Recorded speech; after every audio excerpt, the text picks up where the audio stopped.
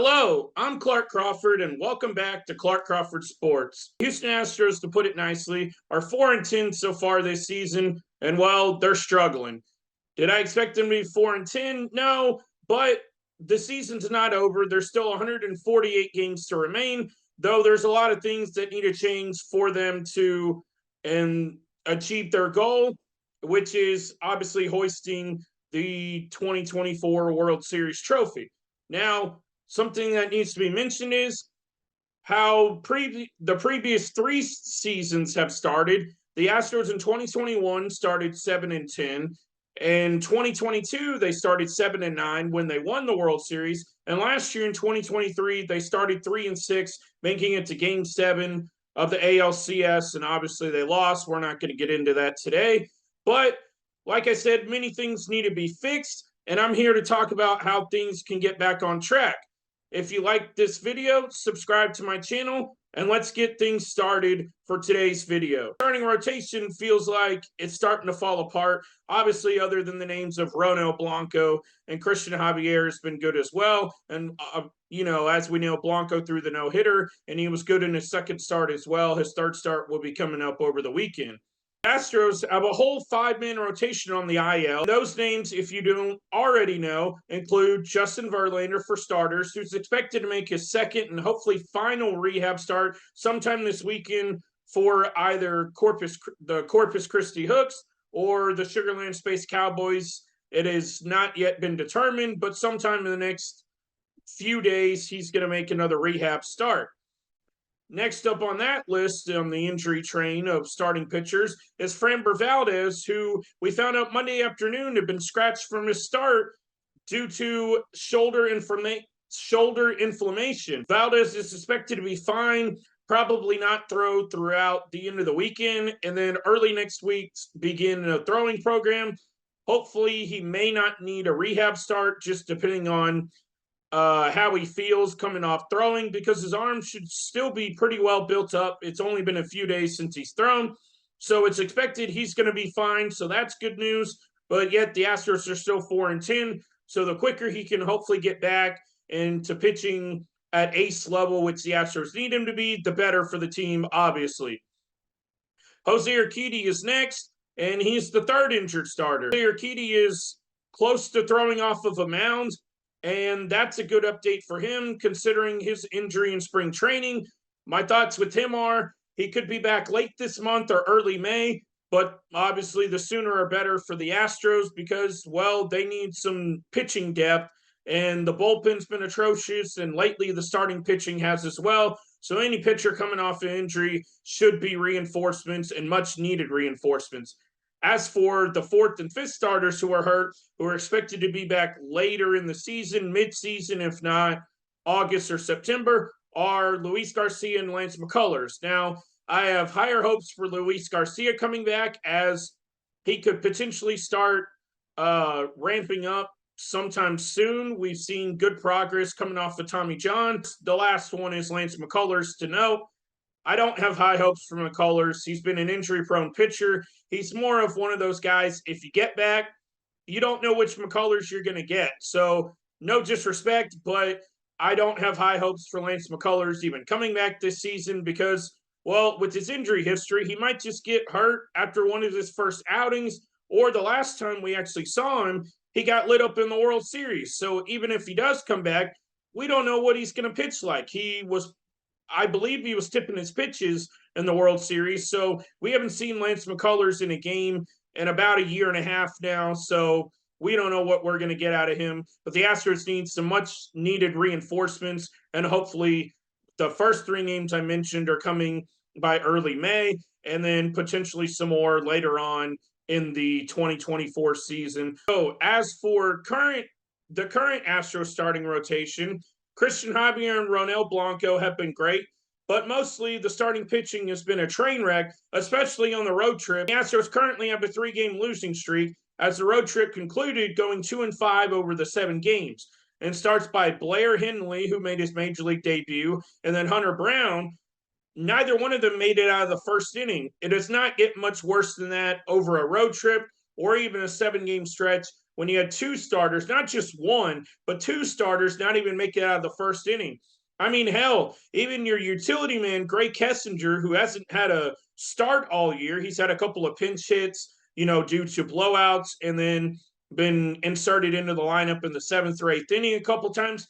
He even got more outs, 3 outs to his credit, which is 2 more than Henley and 1 more than Hunter Brown. That's brutal.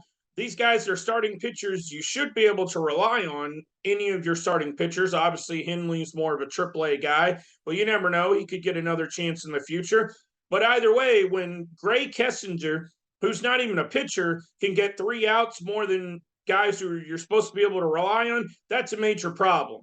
So these two guys, Henley and Hunter Brown, as far as I'm concerned, they should be embarrassed by their performances. And if Henley gets another chance, he's going to have to step up, to say the least. And Hunter Brown, well, I'm not giving up on Hunter Brown, but right now he's a little bit on thin ice because this is Hunter Brown's second full year as a starter.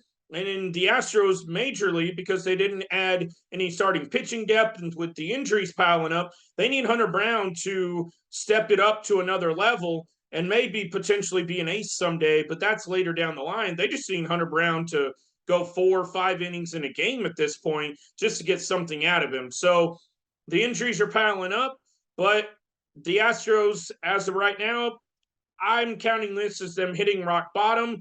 Though I will say, as in my opinion, they've hit rock bottom. The highlight of the road trip and one of the highlights of the season so far has been Seth Martinez. Seth Martinez has pitched 9 in the third inning so far, allowing a total of 3 hits and no runs. He's been pitching his tail off, and hats off to Seth Martinez to his early season success, and hopefully he continues it, because if Seth Martinez starts going down in flames, well, that's just yet another arm the Astros are going to be down, because not many of their pitchers are pitching well other than Javier, Blanco, and Seth Martinez. There may be 1 or 2 other names who have done okay in there, but most of their pitchers have sky-high ERAs, and they need things to turn around quickly.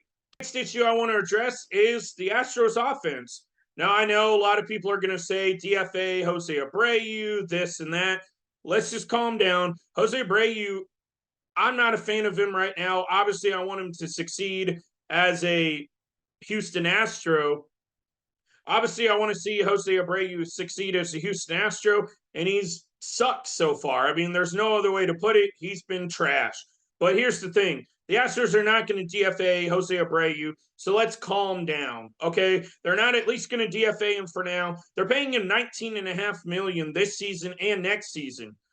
You don't, unless a player is that terrible and that bad, you're not going to DFA him this early into the season. I know he didn't have a great year last year, but the results are he still drove in 90 runs last year. And so the Astros are going to give him more time, because as bad as he's been, I still think there's a little bit left in the tank. Now, does he need to be better? I'm not trying to defend Jose Abreu. Yes, the Astros need a lot more production out of him, but at the same time, like I said, he drove in 90 runs last year. So with all of that being taken into account, they need Jose Abreu to produce, and he's going to have a little bit longer of a leash. Now, if it's June or July and he's still producing the results he is so far this season, hitting under 100, well, then you can have that conversation of it's time to let Abreu go. I know a lot of people like myself want Joey Loperfido called up, but he hasn't had that much time in AAA. And also, with what a lot of people don't understand is, just because you're mashing at AAA doesn't mean you're going to have that same success in the major leagues. A lot of guys come up in the majors and struggle, get sent back down, called up, sent back down, and it doesn't guarantee results in the majors. Now, I want Joey Loperfido to succeed, and I hope to see him in the majors later this year, but it doesn't guarantee he's going to be a stud when he gets called up. So I'm not trying to be a Debbie Downer, but those are just the facts. So, I mean, heck, Spencer Arrighetti got called up, the Astros' top pitching prospect, and neither Loperfido or Arrighetti are top 100 major league prospects, and Arrighetti got lit up in the third inning, giving up 7 runs in his major league debut. So just because you get called up doesn't guarantee success. So I'm not saying Loperfido wouldn't be better than Abreu right now, but I think he also does, even though he has 6 home runs at AAA. Like I said, it doesn't guarantee immediate major league success. He needs a little more time down there, a little more, just playing time in general at first base, outfield. He can play both. And maybe later this season, he can get a call up to replace probably John Singleton, who's done okay so far, but nothing great. Back to the Astros offense. Well, where they need to improve most, and it's not just Jose Abreu, it's the whole team, which is their OPS, which is on base plus slugging percentage, with runners in scoring position, RIFs. In 2023, their OPS with runners in scoring position was 825, which was good for second in all of Major League Baseball. In 2024, with runners in scoring position, currently they sit at a 605 OPS, which is 27th best in Major League Baseball. It's a major problem to get guys on base, but not be able to bring them in. I mean, the Astros are only, in their losses, they're averaging less than 3 runs per game. The guy who's been the worst in the lineup, even though he's hitting 370 on the year, a sizzling 370 start, is Jose Altuve, who's 0 for 9 with runners in scoring position so far. So if you want to bash on Jose Abreu as much as a lot of people do, you got to look at the facts. There's been other guys who have been miserable as well. Not to say I'm defending Jose Abreu, but Jose Altuve, 0 for 9 with runners in scoring position. Altuve just signed a contract extension. He's got to step it up with runners in scoring position as well, even though he has the best average on the team. Now, with that being said, it's not just Jose Altuve, Jose Abreu who need to step up. Alex Bregman hasn't been good late all season long. And also Kyle Tucker, the last on that road trip, was not good as well. So, and there's other guys as well. Chas McCormick has been abysmal. And then a couple of home runs. Jake Myers has been awful as well. They need the offense to start clicking on all cylinders for them to have any chance with all the pitching injuries to start winning some games. So the offense is more than capable of carrying the team and picking up the slack while we have all these pitching injuries. And there's no guarantee all these pitchers are going to come back, or even any of them. So if the Astros have any chance of starting to get back into the thick of things, which they're only 3.5 games back in the division, so there's still hope. Don't panic too much. My panic meter's probably at about a 5 right now. I'm not trying to go overboard. I'm not trying to say that things are okay. Yes, things seem to be a dumpster fire right now. But like I said, there's 148 games left in the season. So Astros fans, let's take a chill pill. There's a big weekend series against the Rangers beginning tonight at Minute Maid Park. Let's show up. Let's get loud. And hopefully the Astros can win a couple of games in the series, at least 2 out of 3. Or heck, what if they even go and sweep the Rangers? Now, even if that happens, or even if they go 0-3, which hopefully, knock on wood, that doesn't happen, still doesn't mean the season's over. Even if they were to sweep them, it doesn't mean the Astros are back. It just means you take it one game at a time, and the Astros just need to focus on the battle is Super Boot this weekend. Don't schedule watch. Don't look at the standings, and just take care of business one game at a time, as they're currently tied 2-2 in the Silver Boot series, which begins tonight. So as I've said all of this, the Astros, yeah, it's a little bit of panic mode of 4-10 is definitely not ideal, but it's not the end of the world. There's still plenty of games left, and take it one game at a time. Go win tonight's game and figure things out one game at a time, like I've said. So you win tonight, and then you're on to tomorrow. Take it like it's a one-game playoff, a winner-take-all every single game, and the Astros will be fine the rest of the season. I still anticipate them to make the playoffs. Now, whether they win the division or it's a wild card, I still anticipate, and I'd still put money on them making the playoffs. I think a safe bet is still for the Astros to make the 2024 playoffs. So I bet you could get some money on that, but we'll talk about that later. This will wrap up another edition of Clark Crawford Sports. Thank you all for watching and supporting my channel. And if you aren't already, subscribe to my channel, and I'll see all of you next time in my next video.